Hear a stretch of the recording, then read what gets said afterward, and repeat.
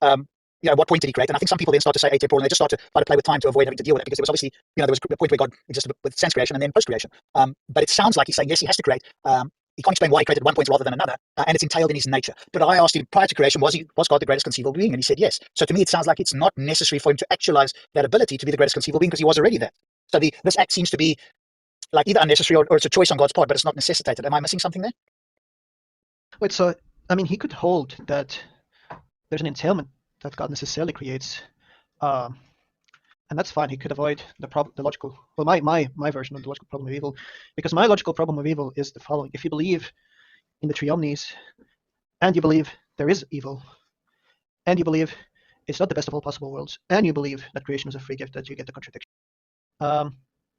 So, for example, I hold it that most Christians hold the view that God created the world to display His glory, not that God created out of need. So, like, if you go to, like, I don't know, it goes Isaiah 43 or something, where it says that God created creation to display His glory, so His glory might be known. That gives you like the motivation for creation, but that doesn't seem something that God needed to. It's not anything in God that required Him to do that. He didn't have an obligation to do that. He did that because He desired to display His glory. And that's going to suffice. But if somebody said, for example, like there's like this, there are like some people who believe that like necessarily God creates or something, they could avoid the argument. But as long as you believe that creation was a free gift, it was something that God created out of His love, or because He wanted to display His glory or show His power or something, then you could run the argument. But it sounds like the guy that you're talking about is somebody who held that like creation had to be. God was required to create. And in that case, they could avoid the argument, because they could say something along these lines. They could say that like the world son creation is a world that is morally worse than the world in God with creation. And so because it's an improvement and God is omnibenevolent, God has an obligation to create. And that would be a way to avoid the argument. That means that God had to bring about creation. And if creation entails evil, then God had to bring about evil. That was a moral obligation. That was like God has a moral obligation that indirectly brought about evil because of some kind of a logical entailment, or if they want to appeal to like metaphysical gibberish, metaphysical modality, of some kind of a metaphysical necessity that even God's omnipotence could not violate. And that's fine. But that just means that they hold to a set that is other than the set that the argument targets. Because what the argument targets is the three omnis. This is not the best of all possible worlds. There is evil, and God, creation was a free gift. Yeah, so the guy that I spoke to seemed to suggest that God was the greatest conceivable being, and he seemed to agree that God needed nothing. But then on the other hand, so look, maybe I misunderstood him, because he seemed very sure of himself, and to me it seemed to be problematic. But then he said God was obligated to create, given his nature, and part of his nature is that he's a creator. And it seemed to me that he wasn't obligated to create. Yes, he has the attribute of creator, but it doesn't need to be actualized if you claim that he's the greatest conceivable being prior to any creation. If you don't say that, and then you say that creation is an obligation, that makes him the greatest conceivable being, then okay, that's different. But that would suggest that he wasn't the greatest conceivable being until he created. It was Yeah, puzzling. but that just seems like he needed to create them because he is supposed to be the greatest conceivable. Yeah. That's what it seemed like ultimately was being sort of said there. But I've added extra things in because although your argument doesn't entail it, what people want to do to sidestep it seems to be in one way or another they undermine God, or some sort of necessary property of God anyway. And what I've tried to do, and you tell me, give me your advice. I'm less wanting them to sidestep it and go, okay, well, my argument doesn't target you. I'm going to go, okay, if you sidestep it in this way, here's an entailment, and the entailment is that it undermines a necessary property of God, and therefore God doesn't exist anyway. Yeah, that's correct. Okay, all right, fair enough. The point is I don't want to let them off the hook unless they've got a genuine thing. But if like Johnny Haas claims necessitarianism, then I'm going to point out the entailments of necessitarianism and that God isn't the greatest conceivable being and therefore doesn't exist if we take God to have these necessary properties. So I'm asking them up front now the necessary properties before we go to the argument, so that we can't have this sort of change, or they've got to agree to what they said in the beginning or be inconsistent. I think you have a problem with attributing greatest conceivable being in these notions, right? Because you seem to be saying two things, right? And this just might be an artifact of your attempt to this reduction. But when you say that God can't be the greatest conceivable being because I can conceive of a way that he is better, but yet when I conceive of a way in which he's better, there's a contradiction there. Then the conception that you hold that entails a contradiction is just not going to be the greatest conceivable being, right? Because you're going to say something like, you might be committed to something like contradictions are in some sense inconceivable, right? So well, there might be a problem there because, so this is like, are you familiar with like Van Inwagen's critique of like the best of all possible worlds? Yeah. It's like somebody wants to say that there is no such thing as best of all possible worlds, to sidestep the issue that if God exists, then we should be in the best of possible worlds. But like you can always run like a modal shift, sort of like right. not a modal, like a Mauryan shift. No, but for example, saying that like if God exists, then there is such a thing as the best of all possible worlds. There is no such thing as the best of all possible worlds. Therefore, there's no God. Likewise, you could say something like God is the greatest of all conceivable beings. The greatest of all conceivable beings entails a contradiction. Therefore, there's no such thing as the greatest of all conceivable beings. Therefore, God doesn't exist. So it's not like it's not like you don't. Sorry, go ahead. Like, yeah, so I guess that would be sort of the approach with what Rob was putting forward, right? Like that it's not merely God is the greatest conceivable being, and the greatest conceivable being has some type of internal incoherence, therefore, but rather if there's some type of internal coherence with the conception of the greatest conceivable being that you have, then it's just not identical to the greatest conceivable being. It would just be perhaps, presumably, some lesser concept that would be the actual greatest conceivable being, right? Like it would be something where you couldn't apply maximal goodness in a way that displaces omnipotence or something like that. But nonetheless, it bottoms out in a being that's just has a conditional feature on one of its properties. And that's just trivial, though. Like if of but then course, you're just downgrading your God at that point, and that's fine.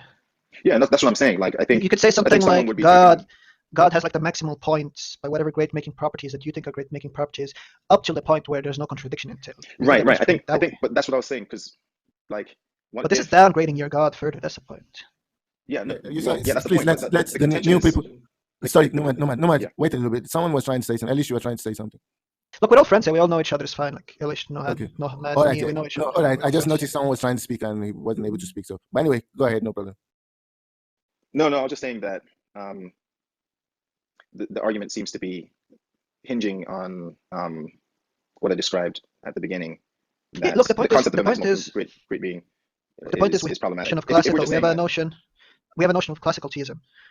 Look, internal critiques just means like here's a set of proposition that somebody believes in, and then showing that set is inconsistent. That's all internal critique is. But if somebody revises one proposition in that, then the initial critique is no longer a target for your new set, right? Maybe there's a new internal critique for that, but internal critique just means that I take the propositions you believe in and I show that they entail a contradiction. Sure, no, I understand that. When Planting, so for example, when Planting replies to G.L. Mackey by sort of like reformulating omnipotence from actualizing any logical possible state of affairs to feasible worlds feasible worlds, and saying that there are logically possible worlds that are not feasible, and one such a world could be like it could be that like there's like such a thing as trans-world depravity, and even though like a world even though there's no logical contradiction in that not being a state of affairs, let's say that like that at least makes a distinction between feasible logical possible worlds and non-feasible logically possible worlds. At that point, you're sort of just moving away from God omnipotence being logically constrained to being metaphysically or feasibly constrained, and that's fine. Sure. But at that point, you're sort of just changing the subject. You're not saying that the argument fails. You're just saying that my conception is not the target of the argument. Correct. Yeah, I agree. I agree. However, what Rob said earlier was something like,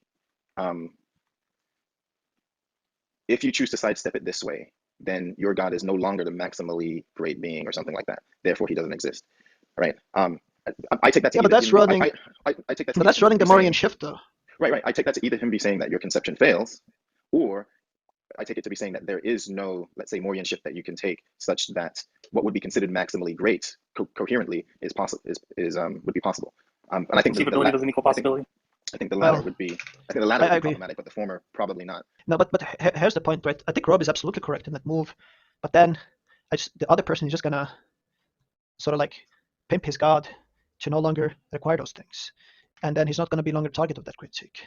So, like for example, if we take that God is the greatest, if we take that like God entails that we're like in the greatest possible world, and then somebody says there is no such thing as the greatest possible world because you're on Van Inwagen's critique, then that doesn't defeat the argument, because you could just take it that that's actually an argument that supports the atheistic position, because that just entails that like it would be logically impossible for God to exist because it's logically impossible for there to be the best of all possible worlds. But then somebody could like come and say something like we can have a conventional constraint on the best possible world, and so we say like the cutoff point is here, so even though there's like more conceivable and possible worlds that are better than this one here, the constraint is going to be here, and so if God exists, he's going to create this world here under this constraint, the best one under this constraint, and that's perfectly fine. But now your God is no longer the target of the initial internal critique.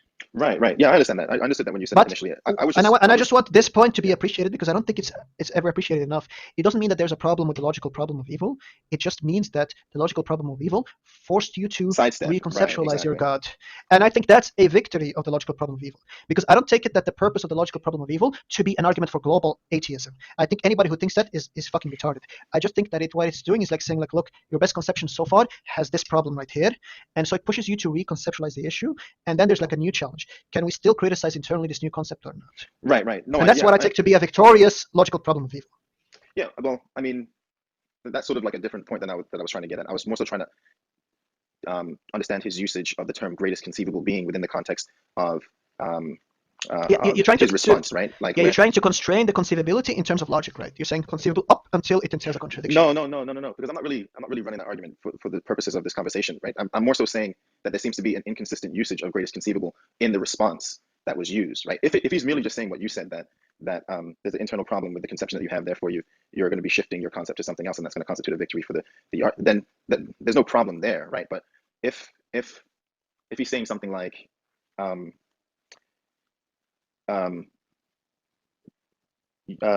there is a maximally great being that I can conceive of, right? Like, wait, what did I say before? I just lost my train of thought. Wait, that you can conceive of, or an ideal conceiver could conceive of? No.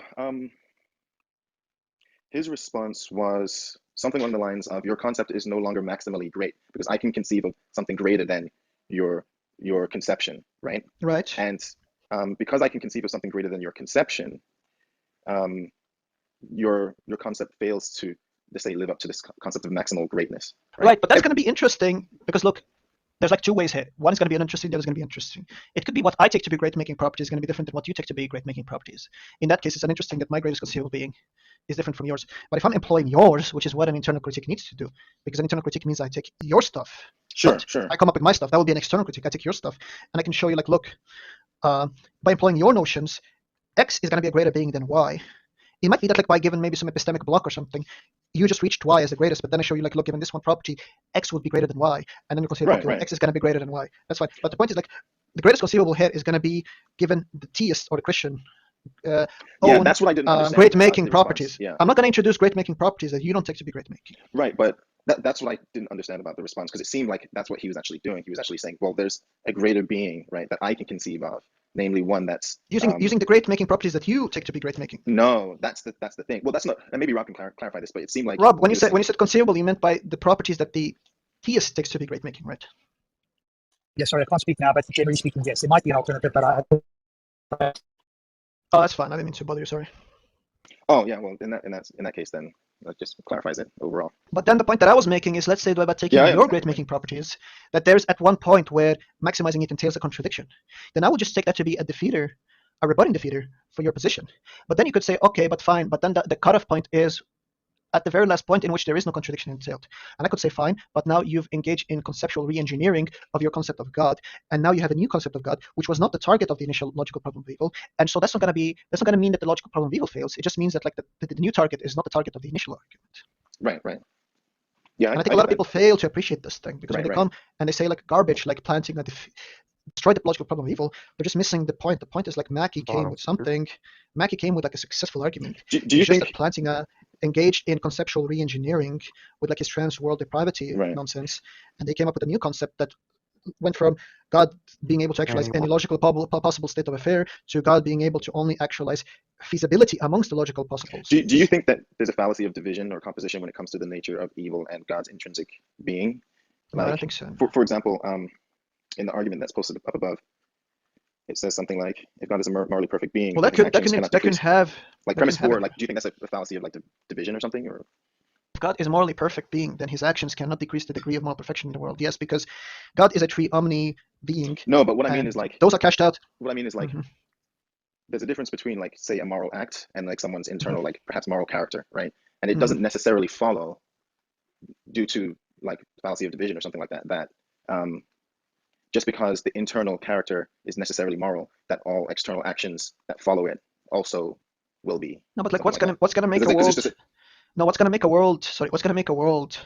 What's gonna make a world decrease in the degree of moral perfection is if the action is an evil action, or an action that ultimately, through some causal chain, results in an evil action. But the point is that God given his three omni characteristics, could foresee which No, but actions what I are mean going to is do. what I mean is like the triomni characteristics, one of those being sort of intrinsically good, right? Which might point out a particular set of internal properties that are necessary to God's like default state, let's just say. Right. But do you think it follows that from that default state necessarily via act of creation that those actions are going to result in goodness necessarily? It has to, because look, because It's a of the concept. fallacy of Look, just division. think about what you said. Just it think has about what it you has said. to. If God is intrinsically good, that just means that it's within God's nature to always do what ought to be done. No, If it's always no, within his well, nature to do what ought to be done, wait, stop interrupting me. If it's always within his nature Let's be to do nice to what each ought other to be now. done, then yeah, of course, if he creates a world, his actions can't like decrease the moral like status of that world or anything like that. No, but what I'm asking is, what's the logical incoherence between God being internally good, right, as a default state, and there being evil in the world that doesn't suffer from the fallacy of division? If you're Well, going to I don't think the division. I don't think the division. Compositional fallacy? Yeah, Look, I don't think do it's you made a division agree? or composition. Do you agree that like God is intrinsically good? Yeah, but what I mean by that is probably going to be different from what you generally understand it to be. Okay, so then you're just like Transitive. sidestepping. Then yeah, then the argument is attacking this notion that God always does what ought to be done, right? Well, I don't. By the way, I don't talk in doxastic. I don't talk in sorry, not doxastic. I don't talk in like this deontic terms the way Jack Engstreich and Elish talk. Like my argument doesn't entail that like the good. There's no conceptual division between evaluation and deontic notions. That like the good is just identical with what ought to be done. Like I don't. My argument doesn't depend on that. That's why I prefer my argument Right. the way So for Jack example, runs it. like Yeah, but that's because you think that those statements collapse into descriptive ones. right. No. I mean, like, I'm just saying that, like, my argument is even stronger because you can grant those distinctions. But here's the thing, Nohamad, right? Sorry. The point is, like, here's one way to think about it. If God is perfectly rational, perfectly all-powerful, all-knowing, and all good, then there couldn't be a logically possible state of affairs in which the moral degree could decrease. Because any causal chain of affairs would be, any future causal chain would be known by God. And so God would only act in those which ultimately would never... theist, so I don't really Right. I I just can take open right. So like, okay. yeah. So like, I take open theism to be a form of conceptual re-engineering. Well, and so that I don't I'm take not it to be a only an defeater open- of the argument. I take it that for any indeterminate causal chain, God, there's a limitation on God's knowledge with regards to that. But for any deterministic causal chain, there is no limitation on God's knowledge with regards to that. But I Right. But you still say God doesn't know. But you hold to like libertarian free will, right? I hold to. I would probably consider myself a robust compatibilist because I think that. Right. Okay, that's fine. Yeah. Do you think? Robust Right. So that's fine. compatibilist. Yeah, which be. What's the problem? Look, we don't need to criticize like every term a person makes as like problematic. Hey, Venus. I'm just gonna ask this question, Yeah, right? you do So that. good. Oh no, I didn't know if I could jump in for a sec. No, just jump in. What's your question? Yeah, it seems that I mean, first of all, obligation is a question of deontology, right? But it seems that if I look at the argument, let's say P4, if God is a morally perfect being, then his actions cannot decrease the moral perfection of the world. If you're defining moral perfection in terms of some outcome, then it seems the argument's conflating deontology with consequentialism and begging the question on both. How's it begging the question? Yeah, I don't think there's any big of the question. Well, it assumes that moral perfection is either going to be consequential or deontological, or both. How does it assume that? It could be the case that God just has the virtue. It could be the case that God just has, like, in some virtue ethicist sense, like he has like some sort of like virtue of like being maximally great, and that entails that he cannot decrease the moral perfection of the world. And how are you defining? Like, what about that? Is that incompatible? Sure. Here's the question, right? What is moral perfection in this sense? Is it some outcome? Because if it is, then that's consequentialism. Is it some obligation? And if it is, that's deontological. Well, it's just going to be the amount of evil in the world. What kind of evil? And evil action, or evil instances of things that ought not be done.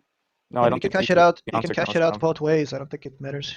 Well, I think it does matter because for P4, right, it seems that what's intended is a consequentialist view. Well, you don't, right? So would you agree that there are some worlds that are morally better than other possible worlds? I mean, how are we defining morally better? I guess that's the whole issue, right? That's really the heart of my question is, yeah, how any way you want to define it. The point is, like, by whatever definition you take, we should be best with respect to those definitions. But I might have some conception of it's an internal critique. It takes your notions. It doesn't take like my notions. I might have some conception of morality. Right. So like, so what do you take evil to be? Well, let me just say this. I might have some conception of morality that's non-consequentialist. Well, and if that's fine. Yeah, and if that's the case, then the outcomes of God don't dictate the moral quality of his actions. In other words, the outcomes that are entailed, whatever the... Yeah, but is there still evil? There can still be evil, but the evil is not Right. The evil is not a Now consequence. that's fine, but like there's still going to be evil, right? Right, but it's not a consequence of the actions of God. Right. Now, given that he's omnibenevolent, doesn't he desire to decrease that evil as much as possible? Right, but if it's not possible for the evil to be decreased, Well, I think that can I add something Yeah, to right, what you said? So I think if he's so- omnibenevolent, he'd want to decrease the amount of evil in a way that would do so for the longest period of time, right? So amongst free that's fine. creatures, You can I think there's other cash it out. conditions. You can cash it out however you want. no. Okay, so No, hold but on. for example, One the reason why I think that point is important is because there's, I guess, some experiential knowledge that I think that there's some experiential knowledge that can uniquely contribute to the appreciation of goodness and such that it would prolong some free creatures' proclivity towards goodness. That can't be done by merely, let's say, the Adam and Eve Right, type but that just situation. means that Yeah. that just means that God had an obligation to create. Irrespective of No. that, I wasn't talking about like God's obligation to create. Look, is there some kind of a good that could only be achieved through creating? Again, so this is my whole point, right, Venus? This is my whole point, right? This view of omnibenevolence is tied to a consequentialist view of morality. So it begs the question on consequentialism from the start. Well, you think omnibenevolence only makes sense given consequentialism? Well, the way it's cashed out, the way it's phrased in the argument, right? I mean, but just take some other notion then. You don't think there's going to be evil in those notions? Whether it's like, I don't know, like deontic or virtue or pragmatic ethics or like, I don't know, particularism or like any other notion. There's not going to be a distinction between good and evil.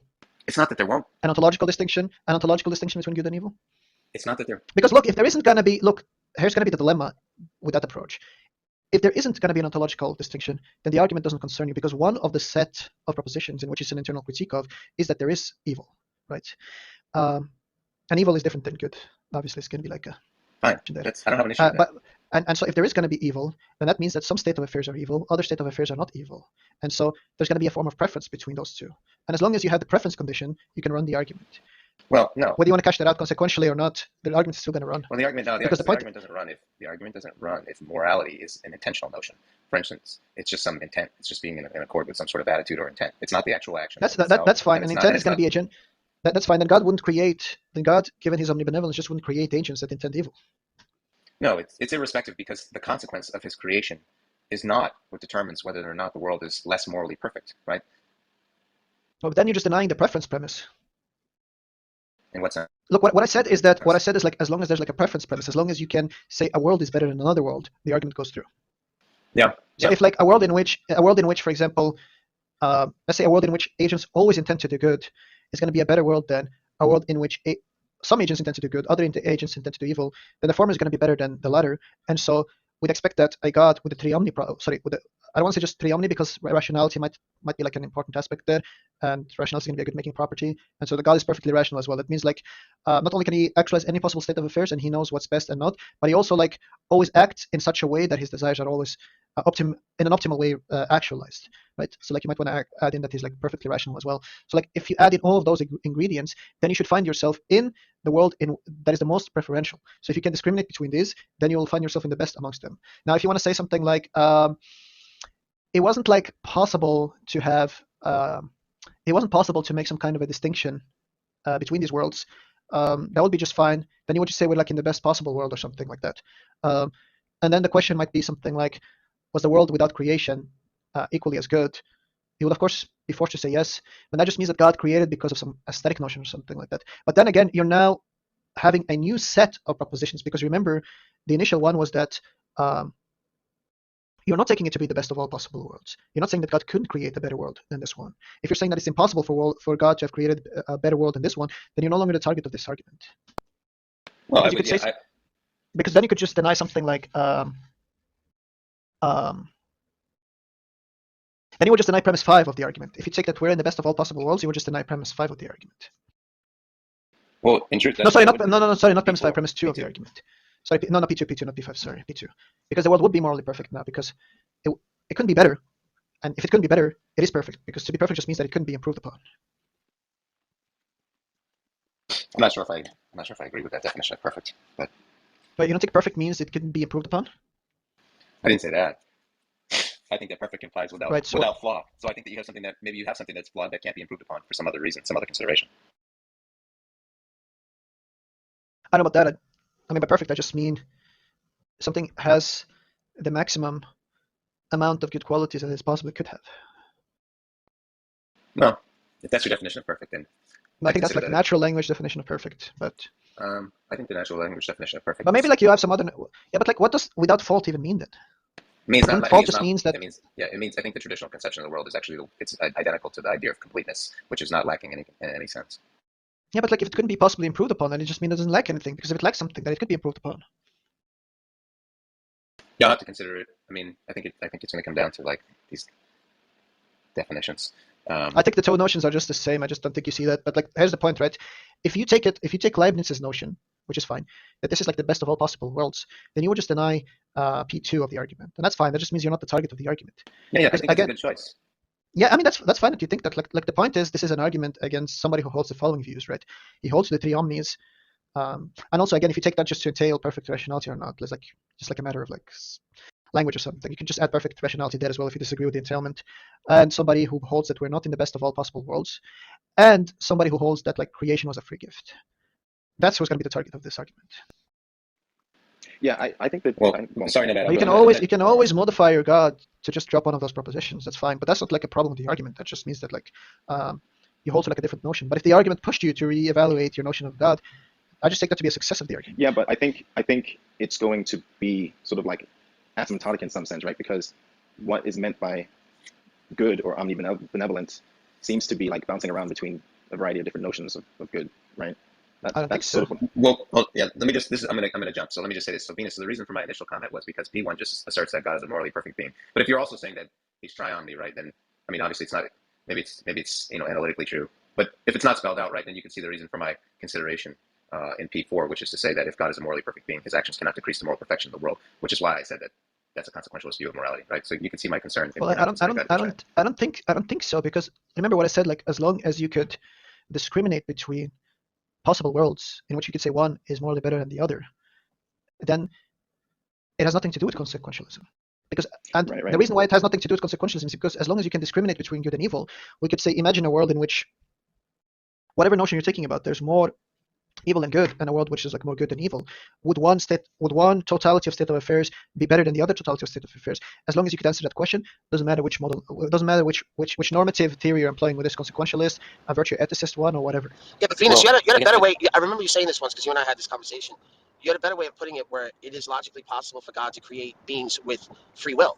I remember you said that's an argument against the free will defense, because if somebody wants to say something like this, right, they want to say like, look, free will is a good, and then the argument is going to be like, there's no contradiction given a possible world in which agents have libertarian free will, but they always choose to do good, right? That doesn't entail any contradiction. And given God's omnipotence, meaning that he actualizes, given that God's omnipotence, which is that he can actualize any logically possible state of affairs, then God could actualize such a good. And so the free will defense doesn't work. No, I think there's a problem with that, right? Because again, if free will is just going to be taken to be depending on like how they cash out. Yeah. Oh, good. Arthurians and Bartologists are here at the same time. Hold on. There's one way out of this view, right? There's one way out of this view, and that is to deny that contingent future propositions have a truth value. Right. So what that would mean is that, so if you deny that view, that contingent future propositions have a truth value, what that would mean is that even if God is omniscient, God could be omniscient without knowing which state of affairs is going to result in such a perfect harmony and which aren't going to result in such a future harmony. There it goes. Perfect. And because God couldn't discriminate between those two, he couldn't actualize such a possible state of affairs. But then there's going to be the following problem, that if creation was a free gift, then God would have an obligation not to create, because by creating he would be playing a casino game. He would be playing like, I don't know, like the roulette, because he could make affairs worse, because he's already in the best of all possible worlds. Because if the world in which God exists without creation wasn't in the set of the set of best of all possible worlds, then God would have a moral obligation to create, because by being omnibenevolent, he maximizes the good as far as he could given his capabilities. And if he's going to be playing like roulette with making the world worse or maintaining the same moral status, then he would just, given his omnibenevolence, he would never create. And so appealing to the impossibility of future contingent truths is not going to solve the issue. It will just mean that we'd expect the state of affairs to be one in which there is no creation. And so since there is creation, God doesn't exist. Can I just say something real quick? I'm sorry to interrupt, but you guys can go right back to your conversation. I'm so glad Arthurians and Bartologists are here at the same time, because Arthurians, I was arguing with him in text. He said he would debate anybody to prove himself. The goat would debate anybody to prove himself because he declared himself the goat. And then I said, well, let's set up a one-on-one debate with you and Bartologists. And he said he would do it, and then he chickened out and ran away and made excuses that he was banned from Clubhouse and stuff. But now that you guys are in the same room, when you guys are done with this conversation, can we do a one-on-one debate with Arthurians and Bartologists? My hypothesis is that he's afraid of Bartologists and he won't do it. We won't agree. Will you do a one-on-one debate with Bartologist? You claimed that you would, and then you made excuses before. What? Yeah, why not? What's the topic? I mean, look, no, man, you're either going to concede that the current world is in the set of all best of all possible worlds, or you're going to revise one of the my point was going to be slightly different to what you said, because I think what you said is fine. My point was going to be that there's a difference between the intrinsic character of God, right, and the immediate actions. Like, I think there's going to be a difference between God's active influence on the world and then what God allows, right? On my view, it would be something like it's only God's active influence on the realm, which has a boundary condition. An action is going to be understood differently from, let's say, ontological dependence, right? Because I'm still going to hold the view that all things are ontologically dependent on God, but not all things are a result of God's immediate action, right? So there's going to be degrees of separation between God's first order action and then second order consequences. So for so for example, it would be the case on this view that God's intrinsic character is good, God's immediate actions reflect God's intrinsic character, but at the boundary in which God's immediate actions fall off, the possibility of evil results as a consequence of how nature pushes back against God's immediate action. And that's sorry to interrupt. I want to ask Nomad a question. Can you give an example, because it's all like hypothetical? What's the example of God's actions that you're talking about? Sure. You can grant all of this talk. Like, look, you can grant this form of indeterminism. That's fine. It doesn't help. It's not the way out of the argument. No, it's not. Give an example. Okay, give an example. For example, you do the implications. Yeah. So, for example, I'd say something like, I'm trying to think of an example that might be helpful here. Okay, let's do this. Imagine I'm playing pool or snooker, depending on where you are in the world. No, please give an example of God acting, and then his first order is good and second order. I'm making a distinction between the first order actions and second order allowances. Yeah, right? I specifically want God in the picture you're painting, because you can have different things that humans do, and it doesn't matter. Give an example of God doing things where the first order is good, but the second order might be bad, or whatever you're trying to say. Yeah, this is why I like Venus's position, because Venus's position is a lot more honest, and he's actually. Yeah, can you just let him answer that 1 minute, then we can go on? Because no, go ahead, please.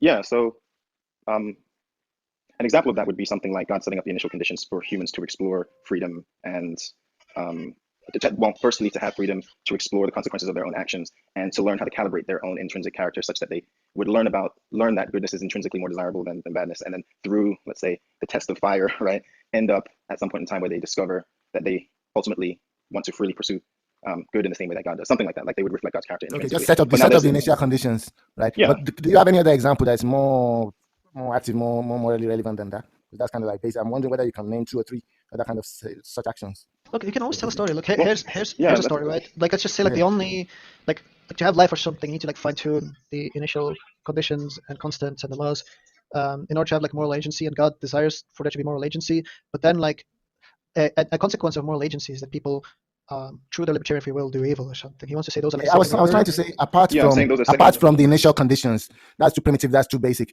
Is there any kind of example you can set out where the first order is good, second order is bad, and it's nothing to do with the initial conditions? Well, initial conditions doesn't necessarily have to do with. I think that initial conditions thing is a cop out. Initial conditions it's going to be a result of any first order indeterministic act that God creates. Let's say like that's the idea. Okay. Right. Let's say that God wanted to reward Moses. God desired to reward Moses by giving him like a golden staff or something, and then God giving him the golden staff or something resulted in Aaron being like jealous or something. The jealousy of Aaron was Okay, good. He's going to have something in mind. But here's why this doesn't work out. It's because if God is omnibenevolent, he's going to desire that the moral perfection of the world is as maximum as possible. And given his other properties, his actions are gonna, the scope of his actions are gonna include the second order ones. That even though you could say that like irresponsibility thing is not gonna fall under God there, his desire is nevertheless gonna be such that he never acts in such a way that the second order consequences don't lower the moral perfection of the world. See, I don't think that's the case, right? I think that it's only going to be the case that the first order actions, unless they're corrective actions, but the first order actions are going to be always aimed at the good, right? It's going to be second order actions that can be possibly bad and or evil. Yeah, but now you're just saying that God can't foresee the second order consequences. But if God can't, but what I'm saying is that God can to foresee. Yeah, I don't think this like makes any sense. Look, if I can foresee what my son is going to do with like a BB gun. So look, look, the thing is, if I can foresee. Sorry, did you get another phone call? Hello? Yeah, the phone call. So Venus, my 2 objections with this argument is that morality, in the human sense, is based upon survival. And if God has this, and God is trying to be morally perfect, who is he being morally perfect for? Or who is he being morally perfect Two. It's going to be with respect to the Is model world. creation. What kind of a question is that? Well, it's gonna be I'm world, but asking yeah. you, who is God being morally perfect for? The world. Is He's The going to world. desire it. So then he's contingent upon the world. How does that follow? Look, he No, creates no, the no. No, he's world. not. Can we have a one-on-one debate? Can we have a one-on-one debate between Well, Bartologist yeah, and by virtue of his Let's finish Shoppy pretty quick. I just wanted to hear Venus's rebuttals to those things. well, God is constrained by his nature, and his nature is going to be constrained by the world in some notions.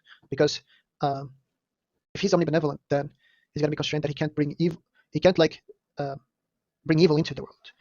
Because that's just going to be out of accord with being omnibenevolent. That's going to be the idea. Yeah, but then Matt Slick's going to come in here and start preaching the Trinity, and he could have the argument the one in the many. I mean, well, that just those arguments are just those are just like retarded arguments. What does that have to do with the problem of evil, though? Yeah, I'm not entirely sure what Bart was getting at, but yeah, no, but here's the point, right? The point is like, if God can foresee the second order actions, as you called them, Sure, yeah. then he's going to act in such a way, because he's omnibenevolent and he always desires to maximize the good in the world. He's always going to act in such a way that he never brings about second order actions, even though he's not responsible for them, that lower the moral degree of perfection in the world. So even if you want to say he's not responsible for them, given his omnibenevolence, he's still going to act in such a way that they don't result. Because his goal is to maximize the moral perfection of the world as much as possible. I don't think you heard that, Venus. Sorry about that. Oh yeah. So I think omnibenevolence is going to be cast. Wait, did you hear Venus's response there? Because Yeah, I heard the tail end of it, but I wanted to make a distinction between how he's understanding omnibenevolence and how I am. So I'm understanding omnibenevolence as maximizing goodness, right? Even maximizing goodness as much of the capability of the agent. But then once you pair those, well, no. Not only that, but also for as long as possible, right? So not merely any given instance of evil at any given time, but foreseeing also what's going to prolong this sustaining goodness for the longest period of time. And oftentimes, when it comes to that's fine. We can cash it at that point. The point is like the second order actions. What I'm saying is like maximizing goodness for the longest period of time is actually going to necessitate experience of evil for free creatures. Isn't he talking about heaven then, Venus? He's talking about heaven. No, I'm not talking about heaven. I'm not talking about heaven. I'm just saying that look, there's a dimension in which we can understand. Yeah, go ahead. So look, we can introduce this temporal notion. Look, let's just say that the maximum time as possible. That means that like the best of all possible world is in which the good is stretched out throughout as much time as possible, and we can like assign some kind of a metric. Yeah, I think it's both. I think there's trade-offs for both. But I think the aim, I don't know what the algorithm is. Let's just say that. But I think it's both, and there might be trade-offs at any given time between. So there's prolonging. So there's like two. I think there's like two problems there. The first one is, if some state of affairs is absolutely necessary. To say necessary. Well, I want to say like necessary in the relevant sense. I don't know why that's absolutely there. Necessary for some outcome, such that outcome could never resulted without any other action, and that outcome is like a good. Then I don't see how that means could be categorized as evil, because. Well, I can give an example of how it could, right? Well, actually, no. Continue what you're saying. I don't want to cut you off. Sorry. Right. So like, and I think we could like sort of like bridge this in with like the odd talk. That's gonna like clarify it a bit. Though I prefer to avoid that kind of a talk. So like something like, I don't know, like it wouldn't make any sense. Like if, I don't know, the only way to avoid COVID is something is getting the vaccine, and the vaccine like stings. I don't see how you could call this thing like evil if it's necessary to bring about the vaccine, and the vaccine is a good. Because then it means that like given that it's a good that can't achieve any other way, then it ought to be done, and it's gonna be bizarre to say you ought to do something evil. So that would be like one way why such talk would be bizarre. The second issue is here's a way in which you can understand how. I had like a secondary issue, but like we could talk about the first one. First, yeah, sure. Just give a quick example. So, so for example, corrective action, right? Corrective action, in some sense, in isolation as an end, could be considered evil, at least perhaps according to many of our intuitions. Maybe I'll just take it as being evil for the sake of this discussion. Now, in the instance where, and here's an example. So someone attacks you, they provoke you, that's sort of the first initiator or aggressor. But you defend yourself in an identical fashion. Now, the punching and kicking and whatever the natural descriptions of the behaviors, independent of the context, is going to be understood that like both are doing the same thing, right? And both are evil in and of itself, right?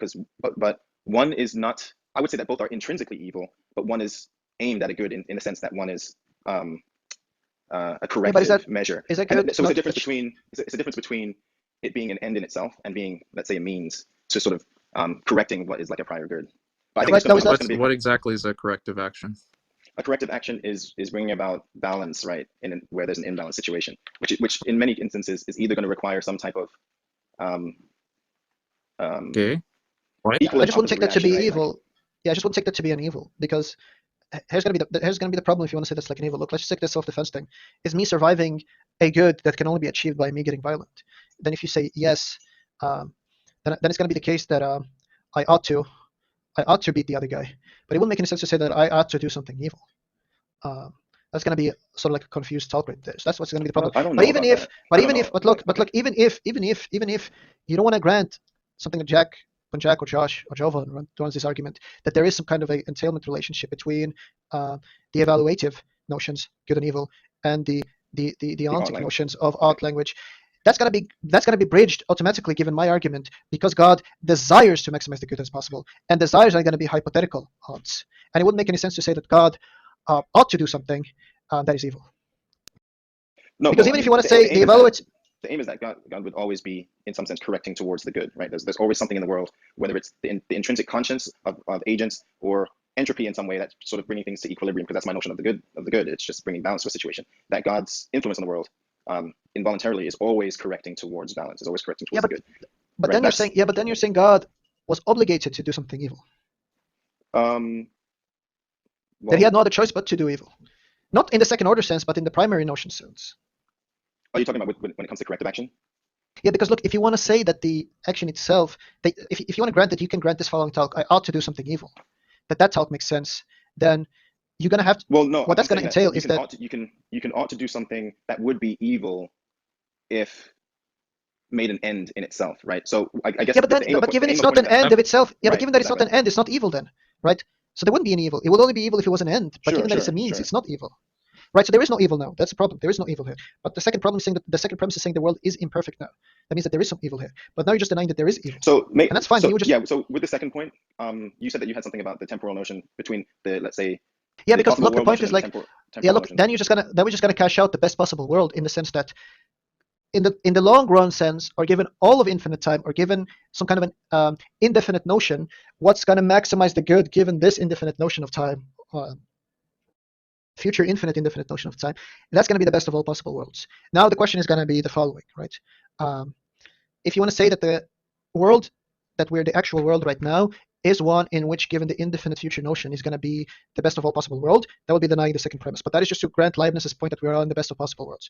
But if you don't grant that, then it means that we're not in the best of possible worlds, even given this future consideration. But since God's Son creation was the best of all possible world, that would just mean that God had an obligation not to create. But since God created, then He can't exist. Yeah, I don't know if I would agree with that. Or you want to say that like we're in the best of all possible worlds and deny the second premise, but then you're just not in the set that is the target of the argument, because one of the set is that we're not in the best of all possible worlds. Right. We are in the best possible world. He can't actualize another world or even prove it. This is a God's world. And you're not the target of the argument. Oh then. no, I'm sorry. I just agree with Yeah, but then you're just not the target of the argument. But like you can't have your cake and eat it too. You can say it's not the best of all possible worlds, but nevertheless, still maintain the three omnis with perfect irrational, and that creation was a free gift. Yeah, I would have to explore exactly what best of all possible worlds means. It's cashed out in the very language you just introduced to us, in the term of the long-term temporality notion that you introduced. Yeah, no, but I mean, but when I understand possible worlds, I understand them as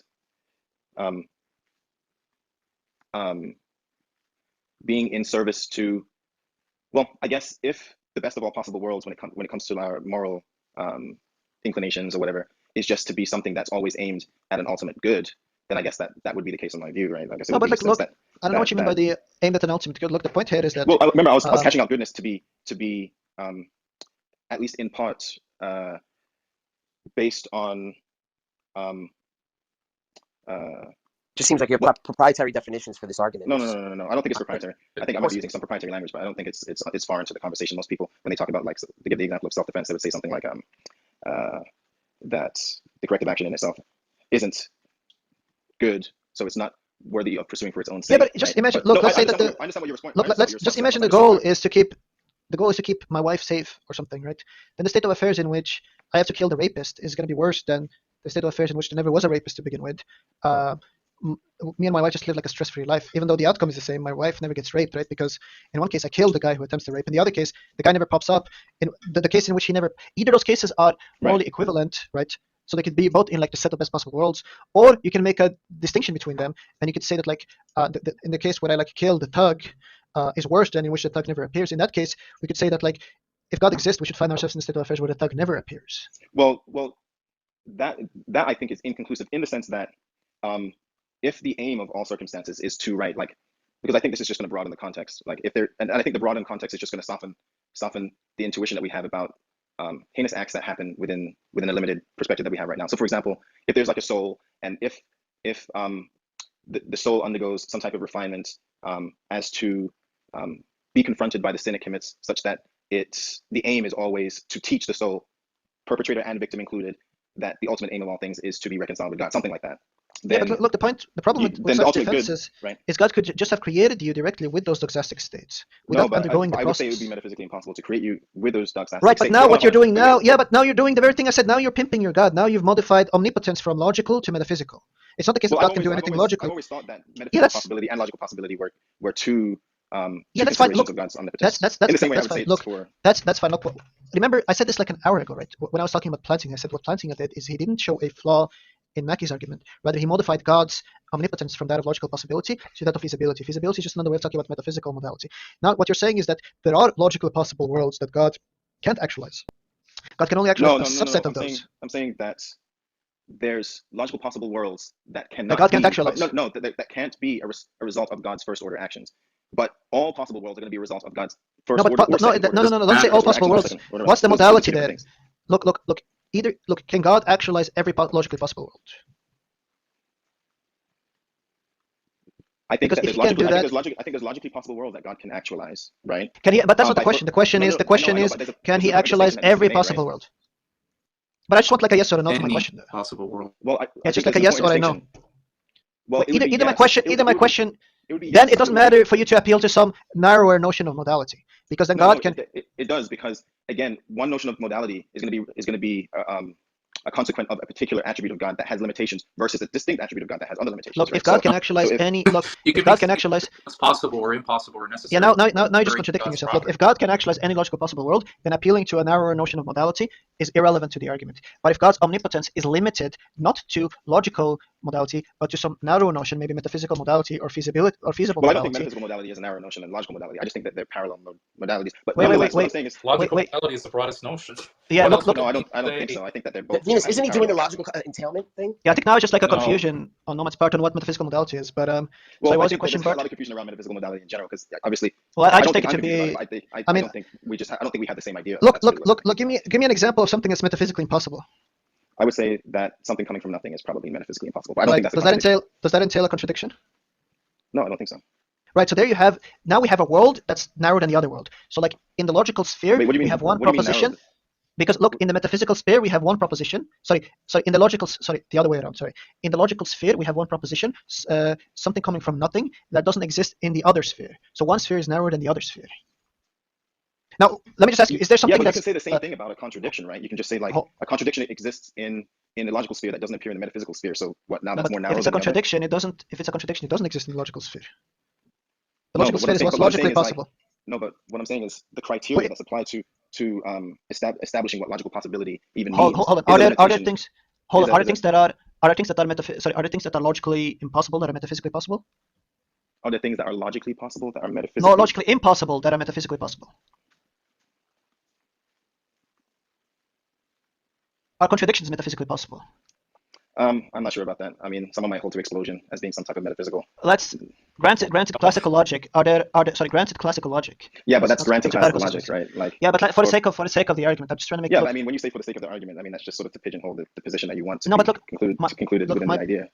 Look, my point is that I understand what you're saying. You're saying under classical logic, logical modality is going to be prior to that because there's something that. No, I'm saying. There's a broader notion within logical modality than. Look, it doesn't even matter. It doesn't even matter. First of all, you didn't explicate what you meant by metaphysical modality. But second, it doesn't even matter because the sense of omnipotence that's used in the argument is targeting logical modality, right? So if you say that there's a metaphysical modality that you're concerned with, when God instantiates any possible state of affairs, you're just engaging in either a conceptual revision, primarily you accepted logical modality, but then you shifted to metaphysical modality, or two, you weren't. I don't know if I did that. I don't know if I was trying to explain that. You weren't the target of the argument to begin with. So right, I understand. But what I was trying to do is I was trying to explore other. Look, I understand you're trying to explore.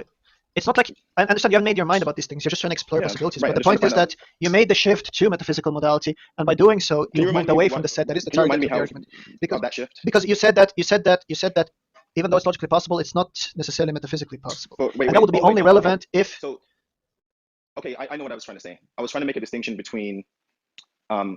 So the broad answer is yes, right? Because I'm going to say that all things are ontologically derivative from God, right? Whether it's good, bad, so on and so forth, in some broad sense.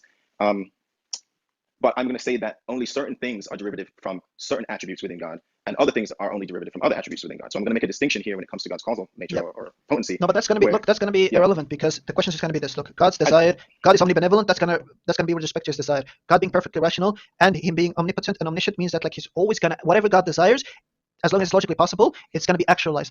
And the only way to avoid, and so that means that anything that you give, and so that means that we should find ourselves in the logically best of all possible worlds, the greatest logical of possible worlds. That's it. Fine. That's an analytic. That's an analytic entailment. That's an analytic entailment. The only way to avoid that is by doing the Pontinian move of constraining logical possibility, omnipotence from logically possible to feasibility or metaphysical modality. Right. Yeah, that's fine. And this is straight This is like deductions. I'm not bringing any intuitions. I'm not bringing anything external. This is straight. This is like hardcore analytic deductions. No, I understand that. That's fine. Right. That's fine. But I think that's an entailment of my view anyway. I think that like we just necessarily be in the best of all possible worlds, and that's fine. Your whole Leibniz's view. That's fine. But that means you're not the target of the argument. Right. But I wanted to dive back into it because I wanted to explore what the entailments of making that distinction would be. Where, for example, even within the scope of being in the best of all possible worlds, right? And even if the argument, I'm not saying it forces you. If the argument forces somebody to hold the view in the best possible world, I think that to be a successful argument. It's just going to be a good argument, I suppose, in general. But so like my view of arguments is that they're not successful if granted their soundness or their cogency, whether inductive argument or the point is like if they make you bite bullets, they're just successful to them. And biting the bullets is sometimes going to be, I don't know, maybe like conventionally decided that's a bullet to bite, but something like to hold that like we couldn't be in a better possible world. There's no better world than the one that we're in. It's like a heavy bullet to bite. I don't know, maybe. And that means that to deny that this is the best possible world is a logical contradiction. And that's something that you could never. That's going to be like another. Yeah, I'm a little bit. You're going to be committed to denying that this is the best. So you're going to be. Sorry, I talked to me or no? Yeah, you're like loud as fuck. Sorry, was I too loud? No, loud. I didn't mean to be loud. No, that's fine. Go ahead. My bad. Yeah, that's going to mean. What's going to mean is that you're going to hold, because remember now we're talking about logical modality, not the physical modality. That means you can hold that the actual world is the best of all possible worlds to have the same modal status as 2 + 2 = 4. Wait, how does that follow? Like, what are you saying? You're saying that because remember, analytically the best of all possible worlds in the same way that because remember, you're not constraining God by feasibility now or metaphysical modality. You're granting its logical modality, but what you're denying is that the premise 2 that the world is imperfect, meaning you're granting that the world is perfect, which is to say that it's in the set of the best of all possible worlds. I don't know if I would say it's perfect though. I would say that it's ultimately aimed at perfection in the same way that someone's corrective. I'm saying that in the same way that someone's corrective action is aimed at perfection. I understand. But we're cashing out. Good, right? I understand. But like the best here is cashed out with your notion, which is like the future notion. It's like both future and present, right? Like it's like a balancing act that's going on, like you're calibrating for the future. And you're saying that the calibration couldn't be, and you're saying that like the modal status, the moral status of the world is evaluated with respect to that calibration. Correct. And it could be a better calibration than this calibration. Right, exactly. And that is, and not only are you saying that you're saying that it'll be a logical contradiction to say that this is not the best calibration. One thing that was sort of up in the air. So I'm saying that the world is aimed towards maximizing like this calibration, right? No. The calibration is maximizing. It's not that the calibration is maximized. The calibration is what does the maximization. And what you're saying is that the calibration is the best. Are you saying collaboration or are you saying calibration? Because I'm calibration. The latter. Okay. Yeah, go ahead. Yeah. That's what does the maximizing. And you're saying that is in the best of all possible worlds. That calibration right there. And to deny that I'm saying calibration is how you cash out the moral status of the world. And that one is in the set of the best of all possible worlds. You can have more than one of best of all possible worlds. It's not necessary. You can have a set of best of all possible worlds, including the one in which God exists by himself, because you don't want to say that the creation wasn't a free gift. But in that set, this world is in that set. And because you cashed out omnipotence logically and not metaphysically or through feasibility, that means that denying that this is the best of all possible worlds is going to be a contradiction. It's going to have the same modal status. It's going to but denying that this is what you're committed to. Denying that is going to be like denying that 2 + 2 = 4. Well. Yeah, it has to be because you cashed out omnipotence. Yeah, it has to be. I'm trying to. I think that is sort of like the default position that I'm holding. But what I'm trying to explore is I'm trying to explore what's sort of meant by best of all possible worlds in this context, right? Because it's cashed out in the term of. You can cash it out however you like because it's an internal critique. I'm not imposing some metric on you. I'm taking the metric, and the metric you've introduced in this dialogue, and we can recapitulate the dialectic, was that there's this like equation. I think you call it calibration. There's this equation that is future maximizing, and that calibration couldn't be better than it currently is, and it is by that calibration that we cash out best. And to deny that this is in the set of best calibration would be a contradiction. Yeah. Well, calibration would be talking about the states of the moral status of the world, right? Like and to deny that, and that would be in the best, and to deny that would be like the 2 + 2 = 4. And that's just to reject the second premise of the argument. But that will just be like I'll just take that to be like a crazy bullet to bite, but I mean that's like fine. Yeah, but Venus isn't he always comparing any other world that he's saying to this one and using this as a standard, which is the reason why he's going to be. He's saying that to deny that this is the best one is like saying. Circle could be squared or like. What I was saying best as is that it's aimed at Yeah, but that's how you cash out the best. But to deny it's best, like with those terms, would be like saying 2 + 2 = 5. Wait, what? I heard what you said, but I think. Yeah, just given your concept, if you deny that, you'll be saying something analytically false. Oh yeah. But what I'm saying is like there's a difference between, and maybe this is captured already within what we said, but there's a difference between what all things are aimed at, and that in virtue of them being aimed at this thing justifies. Doesn't matter though. Justifies the whatever. You deny. I understand what the point is. I'm just walking through. Whatever the metaphysical metric is, however you choose to cash out the story. Sure. Yeah. Whether it's going to be future directed, it's going to be like the calibration, whatever it's going to be. Right. To deny that it couldn't, to say that it could be better would be like saying that there's a squared circle. That's what you're going to be committed to saying. Right. That might be correct for actually 2 reasons though. It might be correct on the notion of my understanding of God, right? Because it might just be the case that if all things are aimed at reconciliation with God and God is ultimately good, or God is ultimately calibrated state, then all things are just, what the Christian would say, working together. Yeah, but that's part of your argument to say that God is nothing but good, or that God is this ultimate force of what good is. No, I'm just walking through the steps that we just went through. I don't think what you said was relevant really, because I was just modeling the metaphysical entanglement in that sense. But yeah, I'm just reading the argument on the top, and it says that. That's the reason why I mentioned that. I'm not off. No, but what are you talking about? In the argument, does it say that God is morally good? Yeah, it's sort of like an initial premise, right? God is intrinsically good. Exactly. So yeah, that's exactly what I said. So why would you deny that then and say that it's not part of the argument? Oh, actually, I didn't deny that, but that's not what I was responding to. I was sort of outlining the idea that what it means to. I was trying to understand what it means to be morally good, right? Rationally perfect or something like that. Yeah, what is that? What is that morally good? What is that? Well, my notion of morally good is just I'll be tracking back an idea. in a bit. Yeah. My notion of morally good is just going to be tracking this idea of balance, right? Like a balance between some sort of duality, sort of a metaphysical notion, rather.